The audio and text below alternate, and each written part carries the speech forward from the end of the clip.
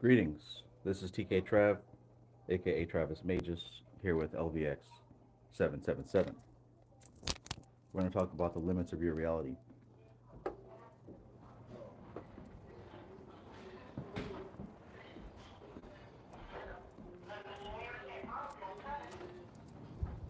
So,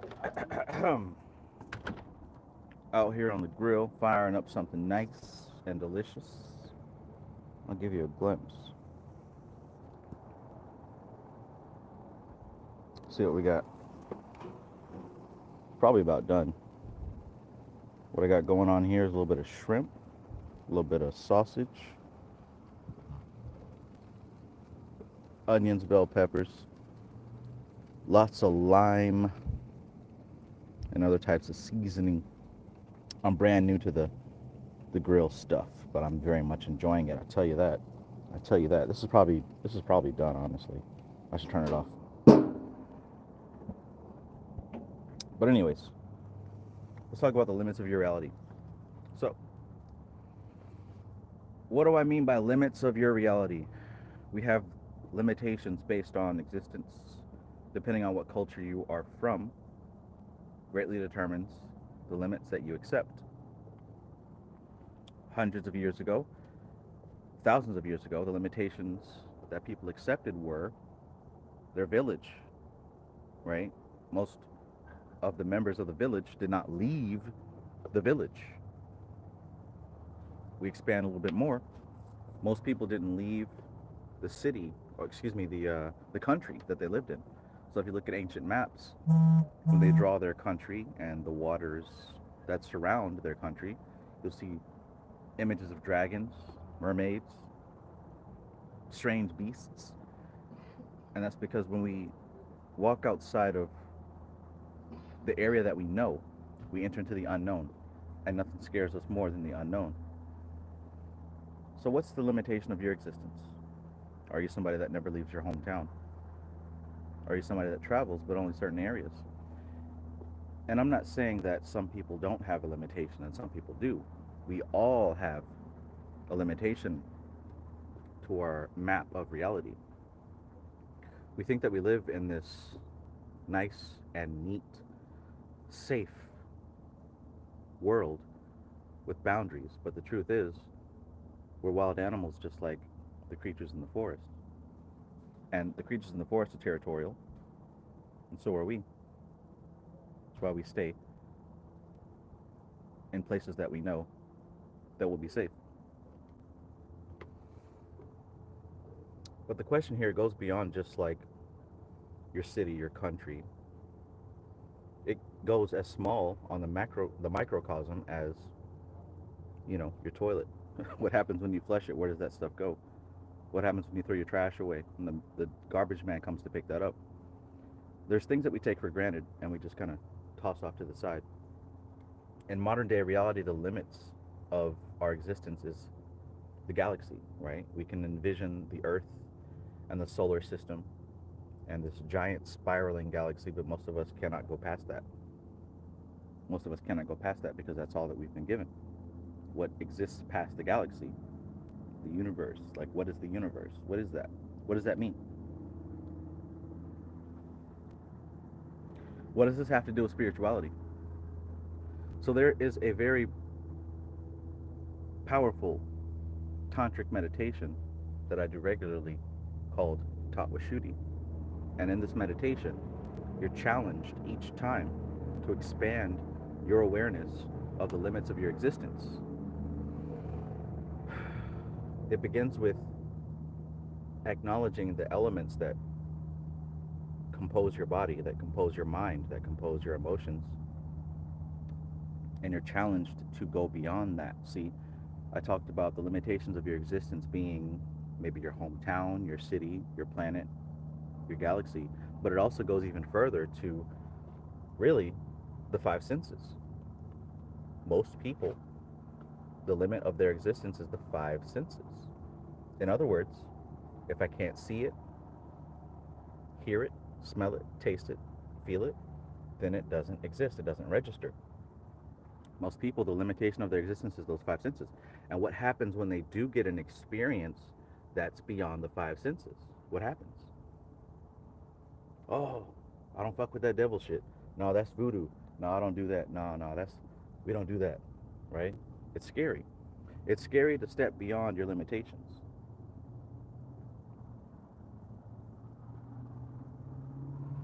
And those of us who have had experience beyond the five senses understand that it is a completely new territory, but that doesn't mean it's scary.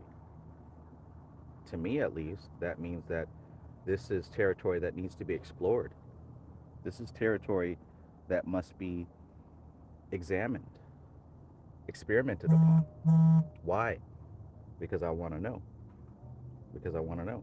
Because I know that the answer I'm looking for, who I am, what my purpose is, and all that good stuff, it is not within the five senses. And if you think it's within the five senses, we got an answer for you. The world has an answer for you. Reality and Prakriti and the Matrix has an answer for you. If you think that your existence can be defined by the five senses, you're done, right? You're a closed book. That's it. But if you're watching my channel and you search for topics like this, you have more than likely have some type of sixth sense experience, and you're looking for, what did that mean? What's that all about? What else is there? Right? Your map is expanded and you're looking to fill out the gaps.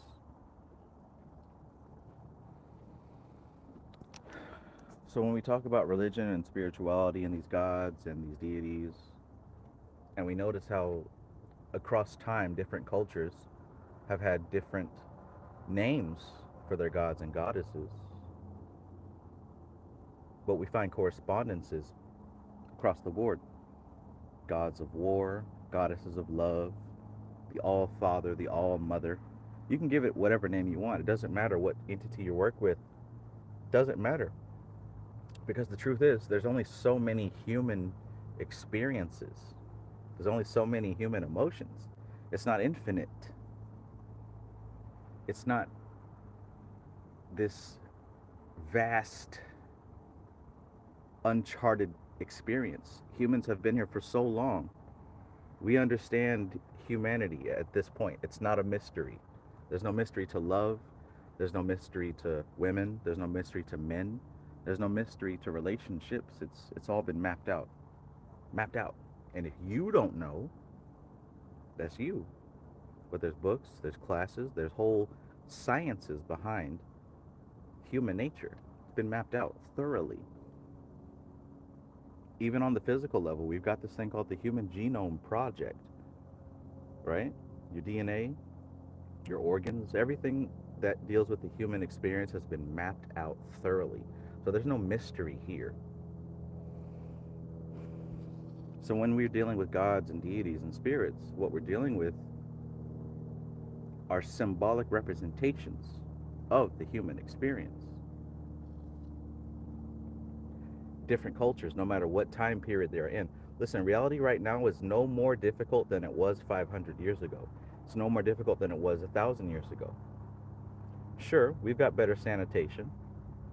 We've got different laws. But it was no safer, no different than today. The only thing different was how the system flowed. But you've always got knuckleheads and assholes and scumbags, right? Those are going to exist in every human society that are going to cause trouble. And you're always going to have people who are striving for something better. It's always a balance. So that never changes. All that changes is how we execute that balance. Now we have Tesla cars and fancy grills. A couple hundred years ago, this was a fire pit. And instead of me talking on my phone to a YouTube channel, there's a couple of us sitting around that campfire about to indulge in some sweet meat. So these gods and these goddesses are representations of our human experience. But here's the thing. They're not limited to that. See, this is the beauty of working with entities and spirits. There's so much more territory that has not been charted yet. Our contact with these gods and goddesses is limited to our human experience. When we evoke these deities, we only ask for the same things. Give me some money, give me some sex and love, improve my health, open up my third eye, teach me how to die and not come back. There's only a few things that we ask for, but that's not the limitation of these entities. Let me put it to you this way. Imagine, I mean, if you have pets, you got a dog or a cat or a goldfish or an iguana or a snake or something crazy like that. How's my shrimp and sausage looking? Yeah, there's plenty of liquid. I think it'll be good. Can't wait. But yeah, you've got your pets. So think about the relationship that you have with your animals, right? There are so many things you can do with your puppy, with your dog, with your cat. There's so many things you can do with your snake, your iguana, your lizard, right? You can play with it, take it for a walk, talk to it.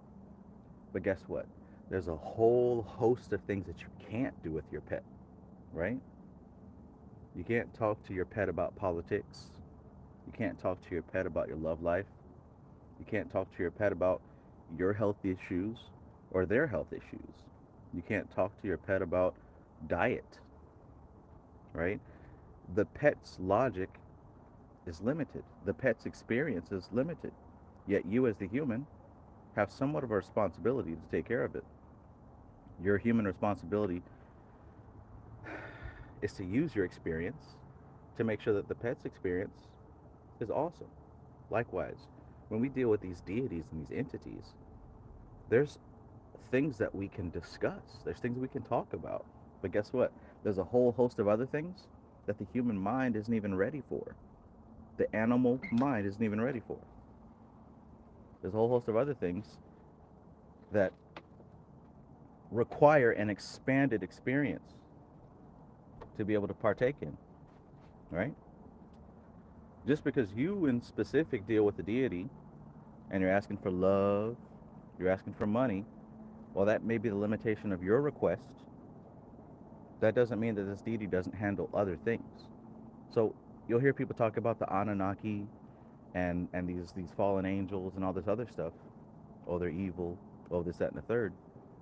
But the truth be told, there's no normal, regular NPC smooth brain person that can give you a breakdown on what any of these deities represent. So what that means is the majority of the information that you're finding on the internet about spirits, gods, deities, and whatnot, even egregores,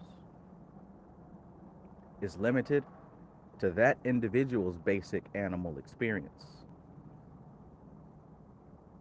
right?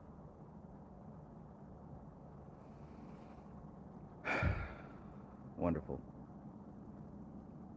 So when I talk about the limitations of your experience, the limitations of reality, it will be very helpful for you to practice expanding past the things that you think you know. It would be very helpful for your spiritual journey to expand what you think you know, because that will open you up to these experiences that you didn't fathom beforehand. There's a lot of things that the spirits teach us, teach me, that a year ago I wasn't ready for. 5 years ago I wasn't ready for. Right? And that's only because when you sit in meditation, when you do this work, when you begin to expand your receptivity, then you can actually receive some of this information.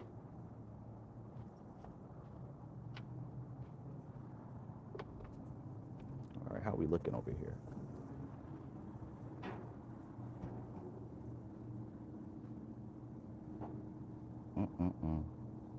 Let's try.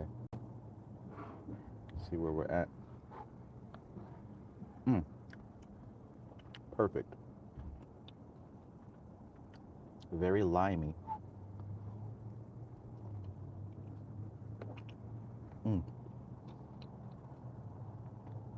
Might have to tone down on the lime next time.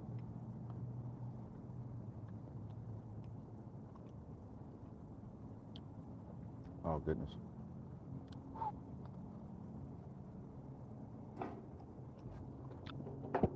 All right, let's turn that off.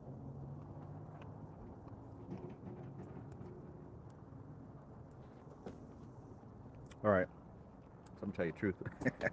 I'm about to log off here so I can get something to eat. Got to make some little tacos out of this stuff. But listen, when working with your spirits, your spiritual practice, all that good stuff, understand that just because you received a certain message, just because this is what you've interpreted and processed, that is never the end of the story. That's never the complete story. Nope. There is always room for more. Always room for more. So whatever you interpret from your dreams, from working with your spirits, from your telepathic communication, psychic ability, all that good stuff, whatever you've experienced, that's not the end of the story. That's all that you could receive at the moment. So leave a space in your mind open for more of the details to process, because we're all processing reality through this animal body. And just like you can only experience with your pet in a certain way, likewise, these deities can only experience with you in a certain way. So it will take, it's your responsibility to improve yourself. It's your responsibility to open yourself up. If you're working with a deity and you're not getting what you want, it's your responsibility to open up.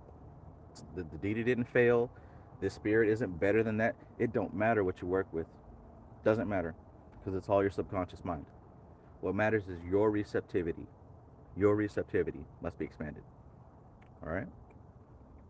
So I'm going to close this chat out so I can eat some of this shrimp and sausage and peppers and lemon lime stuff.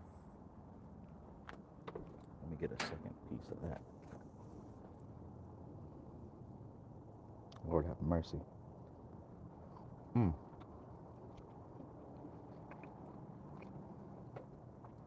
Got mushrooms in here too.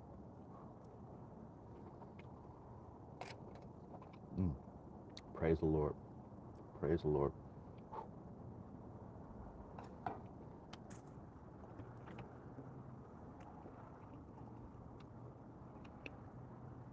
All right. A lot of comments. Peace to everybody here. Peace. Like the video if you like this message. Somebody said that they appreciate me dropping these little short info drops, so I'll try to do it more often. All right, let's see. Peace, Lance Benefield. Jack Rabbit, Occult and Esoterica, peace. Anna Molly, peace. Straight Panther, peace. Gerald Sombright, peace. Who else we got? Sunshine Chick, peace. Always good to see you. Matthew Watson, peace, fam.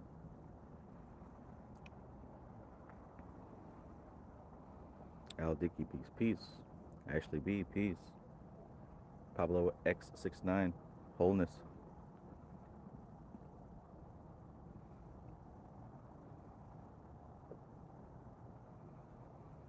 Yes, yes, useless familiar, peace, peace.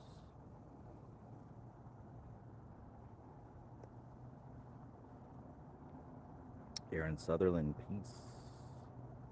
Thank you for your love. Thank you for your support. Thank you for being here. I'm enjoying the cyclomancy class, and I don't think now that I'm the only one. We're having some good progress here with these servitors, with these sigils. I'm excited about what you guys are going to create.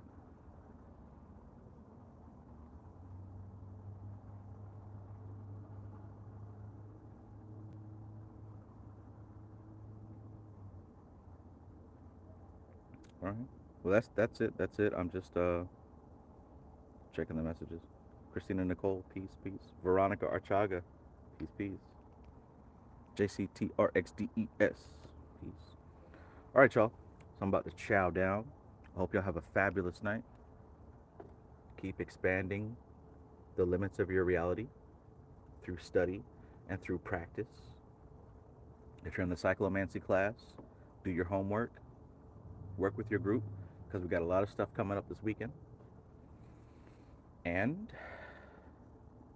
with that, this is TK Trav, aka Travis Magus, here with LVX777.